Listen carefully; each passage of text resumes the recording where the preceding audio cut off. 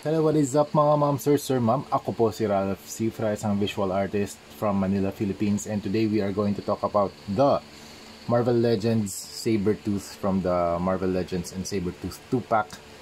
Thank you very much client for availing this. Actually, dalawa yung pinurchase niya. This one, Wolverine from the X-Men 97.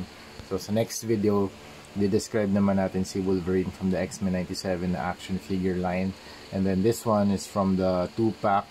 Thank you very much again, Secret Vault TV, for providing this action figure. Tapos yun, pinaint natin. Thank you very much sa mga toy resellers here in the Philippines na nakakakuha rin ako ng stock para mapintahan natin, para ma-serve natin yung mga clients natin.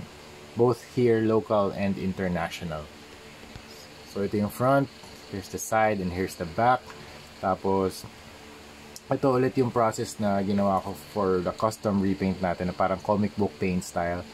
So first is to apply clear primer. So nag-apply tayo ng clear primer para mag-add siya ng transparent layer dun sa figure. It helps the paint adhere to the surface. Yung base color ng figure hindi na siya magbabago, it will not change, and it has a matte finish. So para pag nag-apply tayo ng paint, it will stick to the surface. After that, after niya mag-cure, we applied shadows, tapos nag-apply din tayo ng highlights layer 1, and highlights layer 2 should be recommended na mas light siya kaysa dito sa light sa 01. And then we are going to apply the line art, tapos yung next step, top coat. So same lang din dito kay Wolverine, ganun din yung ginawa ko. Pero this time dito kay Sabretooth, I think yung pinaka complicated na part dito, siguro ito ang kanyang fur. Ayan. Ang ginawa ko dito, nag-apply ako ng darks, tapos yun nga, highlights 01 and highlights 02, tapos yung line art. Ayan. Tapos ang ginagamit ko mga brushes ganito, yung round na merong flat tip. And then yeah, I think ganun lang din yung process sa iba't ibang mga parts, lalo na rin dito sa kanyang body and sa arms. Tapos yung concept lang din natin na ginagawa para ma-achieve tong ganitong look is to apply darks, highlights 01, highlights 02, and then line art, and then top coat. That's it. So if you want yung mga ganitong klaseng mga commission repaints, mag-send kayo ng DM. Send a DM to my Facebook account, Rain Cifra. And if you want to become a patron sa aking Patreon account, ilalagay ko rin yung link sa description down below. Teka lang.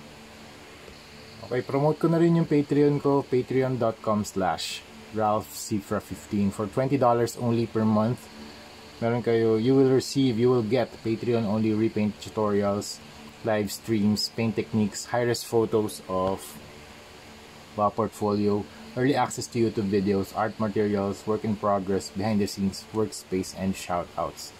So meron na akong isang naka-upload doon na for paid members only, yung VIP, si Wolverine na 12-inch na Marvel Legends. Ito pa pala yung alt head ni Sabretooth. So if you want to see more, if you want to support me dito sa Patreon, punta lang kayo dito sa link na to. Okay? Thank you very much. Tapos ito si Sabretooth, meron pa pala siyang alt head na medyo naka-smile. Yung isa kasi medyo shouting or angry face, meron din siyang blood effects dun sa kanyang lip. Okay. So, and then ito yung kanyang dalawang hands. Alright? So that's it. Thank you very much for watching, and see you sa next video. Bye-bye!